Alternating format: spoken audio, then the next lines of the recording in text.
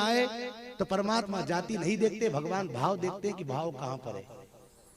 अगर भगवान कृष्ण को जन्म लेकर आना होता तो भगवान कृष्ण जन्म लेकर ब्राह्मण कुल में आ जाते, लेकिन भगवान ने भाव देखा कि भाव कहां है। भाव जब यादव परिवार में दिखा, यादव कुल में दिखा, तो परमात्मा यादव कुल में जन्म लेकर आ जाते हैं। परमात्मा वर्ण के आधार पर एक छोटे से शब्द को लेकर के आप और हम लोग आज, मैंने कल भी कहा था, आज पुनः कहूं, एक शूद्र शब्द को लेकर के लोगों में इतना हलचल मचा दिया कि ढोल गवार शूद्र पशु नारी सकल ताड़ना के अधिकारी। ताड़ना मतलब देखना, ताड़ना मतलब निगाह में रखना। प्रभु आप मेरे ऊपर नहीं, हम सबके ऊपर अपनी कृपा दृष्टि बनाए रखो, ऐसा समुद्र नारायण भगवान ने भगवान राम से कहा।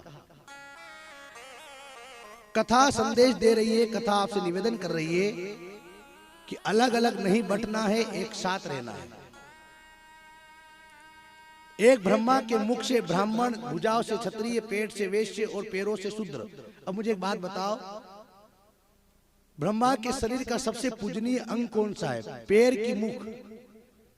मैं आपसे पूछूं कि आपके शरीर में पवित्र अंग कौन सा है?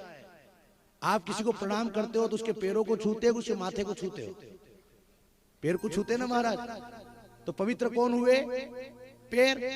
फिर आप और हम लोग जिन पैरों से शूद्र वर्ण की उत्पत्ति हुई, हम उस शूद्र को अपवित्र कैसे कह सकते हैं? राजा महाराजाओं का जमाना था, यही 4 वर्ण के लोग अपने नीति नियम पर सतयुग में चलते थे। तो राजाओं ने कहा भैया अलग अलग विभाग में बांटा जाएगा, अलग अलग कर्म के आधार पर आपको विभाजित किया जा रहा है। भैया ये घड़े कौन बनाएगा? मिट्टी के, पानी पीने की बहुत जरूरत पड़ती है। तो कुछ लोगों को, अब वो कौन थे ये पता नहीं, ब्राह्मण थे कि क्षत्रिय थे कि वैश्य थे कि शूद्र थे, इन्हीं 4 वर्णों में से कुछ लोगों को घड़े बनाने का काम दिया, जिसको लोगों ने कुंभकार, कुंभकार कहते थे।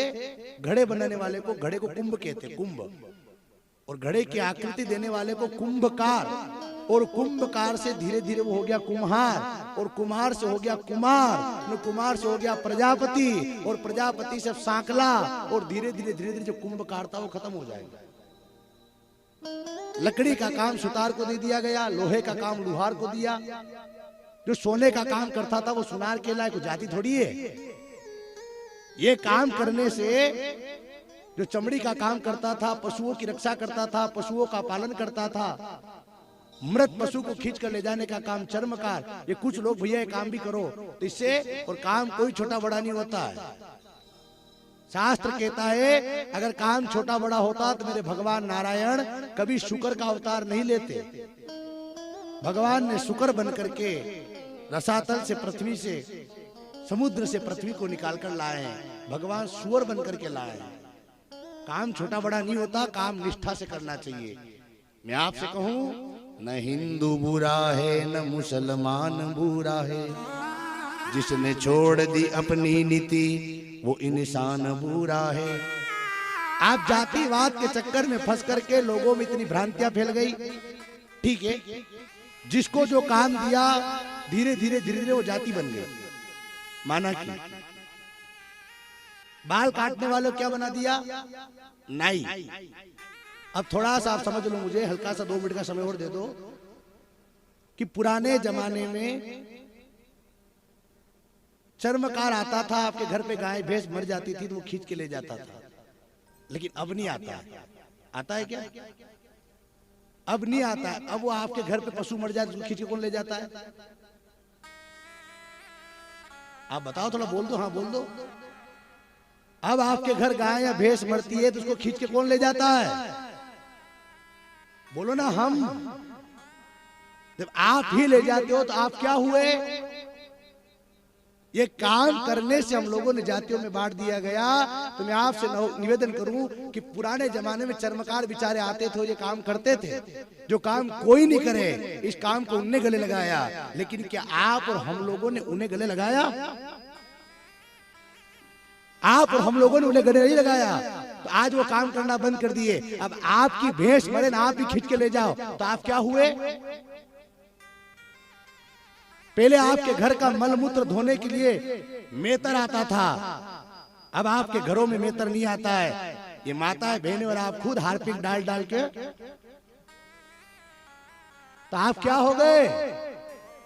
हाँ बोलो, जोर से बोलो, शर्माओ मत कि मैं ये हूं, ये करता हूं तो मैं ये हूं, बोलो, उसमें क्या दिक्कत है?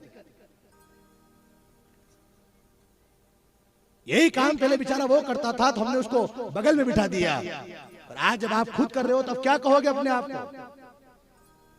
बाल काटने का काम नाई करता था, अब सबके घर उस तरह आ गए, तो होकनी नाई। अब नाई कौन है? नाई आप खुद हो, क्योंकि महाराज खुद कई लोग घर पे दाढ़ियां बना रहे। अगर जातिवाद ही सब कुछ होता सज्जनों, ये मेरे देश के अंदर आज ऐसी विडंबना चल गई है। कोई एक धागे के अंदर मोती को पिरोने की कोशिश नहीं कर रहा, जिसको देखो वो वोट बैंक के माध्यम से समाज को तोड़ने की कोशिश कर रहे हैं। लेकिन धन्य है ये भागवत की कथा, जो बार बार समाज को इस मार्ग पर लाकर खड़ा कर देती है और निवेदन करती है, शिव पुराण भागवत हो या बड़े बड़े तीर्थ स्थान हो हिंदुओं के, क्या भगवान सांवरिया सेठ के मंदिर में, भगवान सांवरिया सेठ के मंदिर में ये लिखा है कि यहाँ यही लोग आएंगे? चारों वर्ण के लोग वहां नहीं जाते? जब बड़े बड़े भंडारे होते हैं, सांवरिया जी का हो चाहे गोल्डन टेम्पल अमृतसर का गुरुद्वारे का भंडारा हो, उसमें आप लोग एक जाजम पर बैठकर नहीं जिमते हो? एक जाजम पर बैठकर हम लोग जिमते हैं। क्या कभी हम लोगों ने पूछा कि भैया आपकी क्या जाति है? और मैं आपसे कहूं, अगर ब्राह्मण भी अपवित्र है तो उसके साथ बैठकर भोजन मत करिए। जो ब्राह्मण अभक्ष भक्षण करता है, जो ब्राह्मण मदिरा पान करता है, ऐसे ब्राह्मण के साथ भी बैठकर भोजन करना महापाप है। अगर एक शूद्र वर्ण का या किसी हरिजन परिवार का एक तुलसी पत्र खाने जैसा पवित्र आदमी हो, तो मैं आपसे निवेदन करता हूं, उसके साथ बैठकर भोजन करने बिल्कुल मत घबराइए। क्योंकि व्यक्ति कर्म से पूजा जाता है, जाति से नहीं। अगर जाति से पूजा जाता तो रावण तो ब्राह्मण था। रावण ब्राह्मण होने के बाद भी अपूज्य रहा, आज तक लोग उसको जलाते हैं। क्योंकि देश में पूजा चित्र की नहीं, देश में पूजा चरित्र की होती है। मैं आपसे निवेदन करूं मेरी माताओं, मेरे हे सगोर वासियों, हाथ जोड़ के निवेदन करूं कि इन परंपराओं को छोड़ो, सबको गले लगाओ। जब कोई त्योहार आता है तो ब्राह्मण जय जय परशुराम, जय जय परशुराम, जय जय परशुराम। इन ब्राह्मणों ने परशुराम को खाली अपना बना लिया, जबकि परशुराम तो सबके थे। क्षत्रिय लोगों ने करणी माता को सिर्फ अपना बना लिया। क्या करणी माता खाली क्षत्रियों की रक्षा करती? डांगी लोगों की रक्षा नहीं करती है क्या? सबकी रक्षा करती है माता करणी। रेलियां निकालने से धर्म नहीं बचेगा, जय जय सिया राम कहने से धर्म नहीं बचेगा।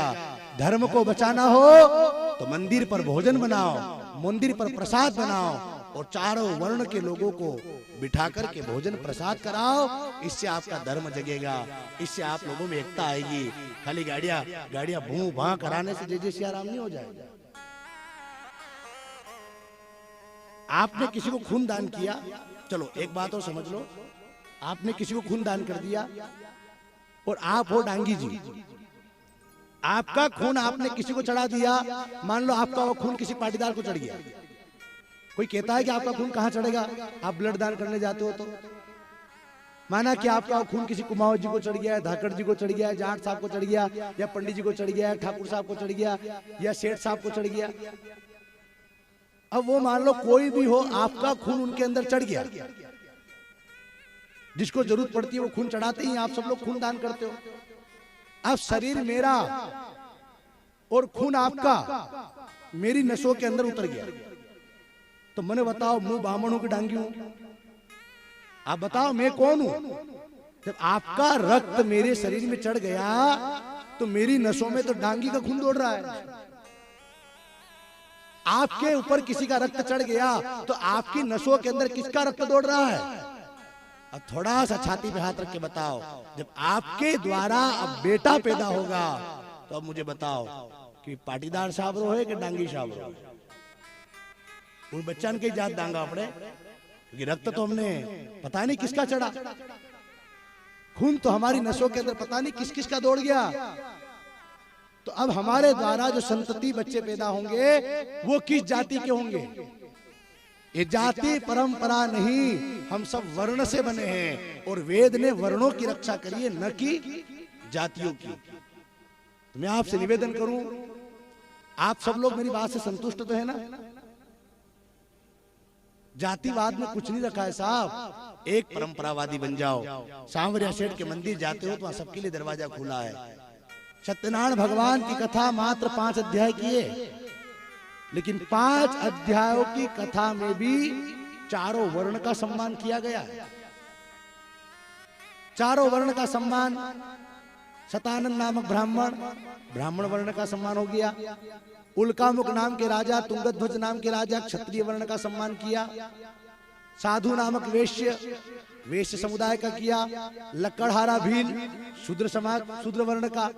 तो चारों वर्ण का समाज हमारे खाली आधे घंटे की कथा जो होती है सत्यनारायण भगवान की, उसमें भी सोनकादिक ऋषियों को सूत जी महाराज ने चारों वर्ण की कथा सुनाई है, उसमें भी भेदभाव नहीं किया।